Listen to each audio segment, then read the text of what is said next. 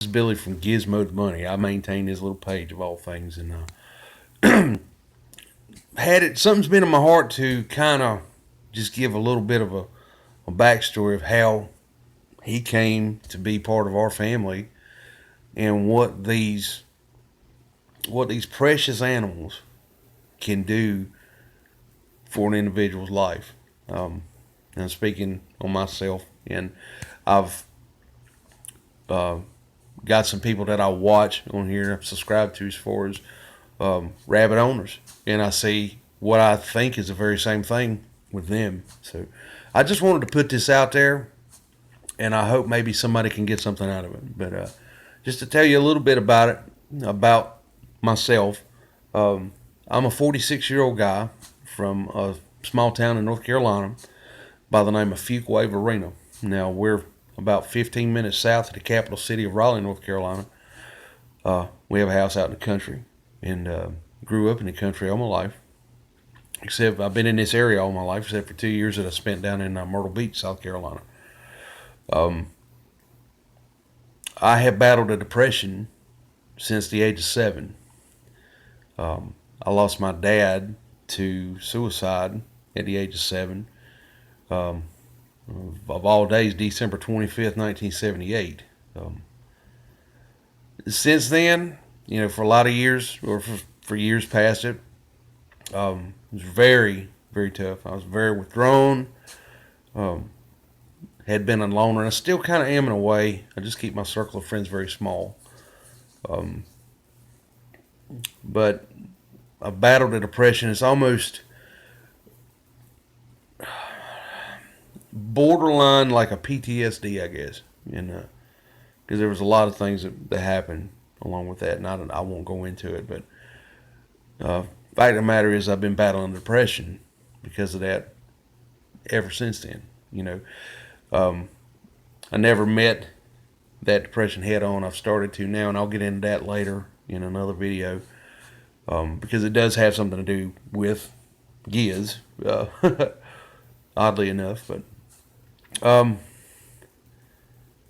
yeah, been battling it for a lot of years. Never really met that depression head on. Um, Always suppressed it, I guess, and then by doing so, every year uh, around the Christmas holiday, I'm that 7-year-old kid again. And before anybody thinks I'm looking for sympathy or whatnot, I promise you this is leading up um, to how he came about. Um, didn't realize that there was such a void, I guess, something missing.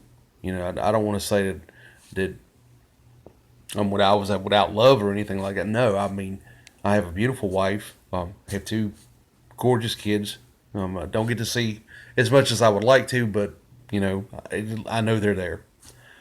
Um, the friends I do have, although it's a small circle, I tell them all the time they're not friends; they're family. And some I've known, you know, 40 years. And but anyway, long story short, we uh, we have busy lifestyles, and it was hard. We were talking about a house pet, and we looked at a dog, and when we started talking about cats, and none of it really seemed to fit. Not that we wouldn't allocate time to spend with them, but you know,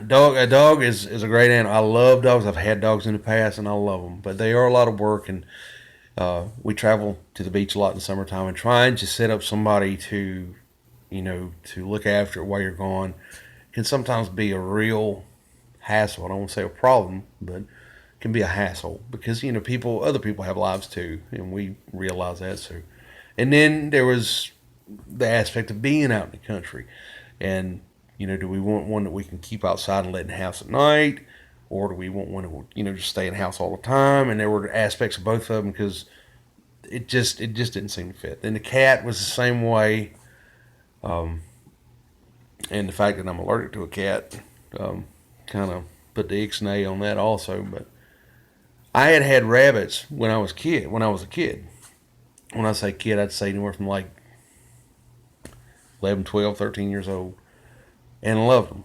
Loved my rabbits. So I'd mentioned to the wife, I said, maybe we need to look at a rabbit. And she wasn't real receptive at the time, thought I was crazy. And I would research, the care and the upkeep and, their diet and what they need as far as like playtime and, veterinary costs and things of that nature. And we kept talking about it and talking about it and talking about it. And she finally, came around to it. She was a little standoffish about it to begin with, and she finally came around to it and said, "Yeah, let's start looking." But then it's like, well, what do we want? And so we started looking at these and those, and mind you, I'm not it ain't like I know everything about rabbits, but when I found the Netherland dwarf, that was it for me. I thought it was the cutest thing. I'm a 46-year-old guy, drove trucks for 20 years, and I thought that a Netherland dwarf was the cutest thing out there. I fell in love with them. I would sit, and this is no joke, and I would sit on the bed at night whenever my wife would be in the shower, and I'd sit up and I'd be on Google looking at, pictures of Netherland dwarf bunnies and videos and whatnot. That's how I found all the info and determining factors. Said, hey, we have got to find a Netherland dwarf breeder somewhere and see what we can find, see what we can do about getting this one. And so we looked and we looked and we looked. We couldn't find anybody. We finally found one. Thank you, Tamim and Alan, down in Salisbury, North Carolina, about 2.5, 3 hours away. And we drove down on an absolute whim on a Saturday to take a look at him. And went down there, and it was a toss-up. She had tortoise shells and she had otters. To me, she had brown ones and she had grayish black. but we went down and we took a look at him. We found Gizmo. And mind you, he was a teeny tiny little thing. He was only 6 weeks old. But he was adorable. And we took our granddaughter with us. Or the wife's granddaughter. And they just fell in love with him. So we took a chance on it, brought him home.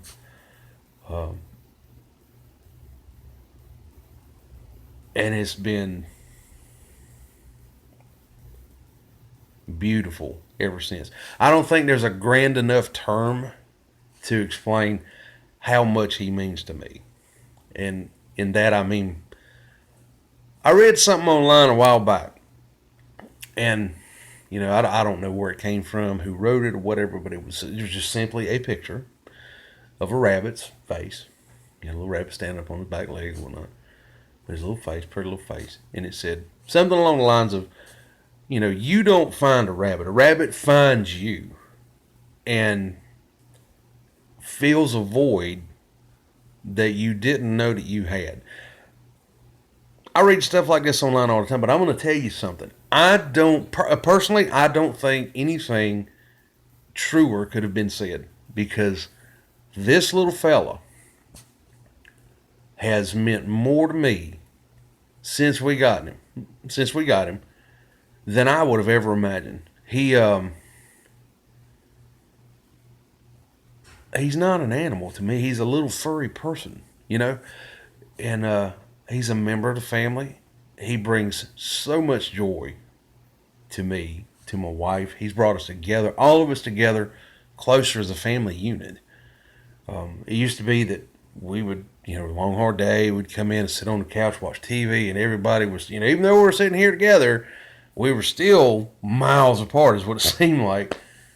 But now we come in, or I come in, or she'll come in, whoever will come in, and the biggest thing we got to do is we got to get dinner out of the way, and Gizmo gets his playtime, and so get everything situated and whatnot. Go over to open his cage door. He comes out, plays and whatnot, and then I'm in the floor. My wife's in the floor. The grand youngin's in the floor, and we're all spending time with him as he's spending time with us, and it's hard for me to explain. I can't verbally tell somebody that well what I'm feeling. I can write it all day long, but he's, I don't know. He just brought us closer together, and I love him even more for that. I love him because he's one of God's creatures, and I love him to death. I think I could love an animal that much, but I love him just like one of my kids. Um, it's amazing the things he's done for us. Even though he's just, some people look and say, "Oh, it's just a rabbit." Dude, let me tell you something. If you're thinking about a pet, seriously consider a rabbit. I don't care what it is. You could go dwarf like we did, or you could go Flemish giant. But I'm telling you, these animals are special. And if you love them, they will love you back tenfold.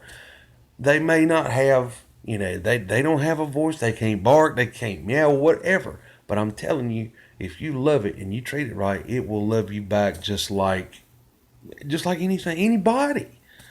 Um, I would seriously recommend, if you were looking for a pet, to consider it, because it's been an amazing journey with him, and we've only had him for, this is going on a month, but he's all of it, and we feel like we've had him forever. He's like a member of the family. Um, but yeah, I mean, so he's helped me with my depression. Since he's been here, I haven't thought about things, and I don't dwell on a lot of stuff anymore. Thank the Lord. And I don't know. It's just unexplainable to me. And I hope in this rambling damn video that somebody somewhere will understand what I'm talking about. But it's because it's hard for me to tell you, but it's a love like nothing else I've ever seen in my life or experienced in my life. And if you are seriously considering a house pet, man, uh, look into a rabbit, because I'm telling you, it will change your life. It will, and it'll bring you so much happiness, just undescribable happiness. Um, you have breeders, and you have rescues, and I've even seen them at SPCA. You know, if you can take a chance on a rabbit, it may have a year or two on it, because they need just as much love as the rest of them. Um, yeah, just I can't say enough. I'm going to get off this thing because I'm going to be a big baby and wind up crying, and everybody's going to be pointing fingers. Oh, you big wussy. You just don't understand. So you go ahead and you rip and whatnot. You call me whatever. I've been called worse by a lot of worse people. So, um, yeah, if you have it in your home and you have it in your heart, consider them, because speaking from a guy who has been on death's doorstep several times because of a depression, I'm telling you, these animals will definitely change your life, because it's changed mine. Um, there you go.